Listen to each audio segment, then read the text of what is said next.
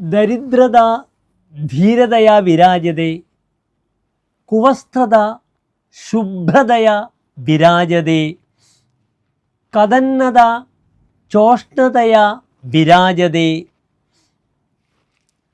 കുരൂപത ശീലതയാ വിരാജതേ.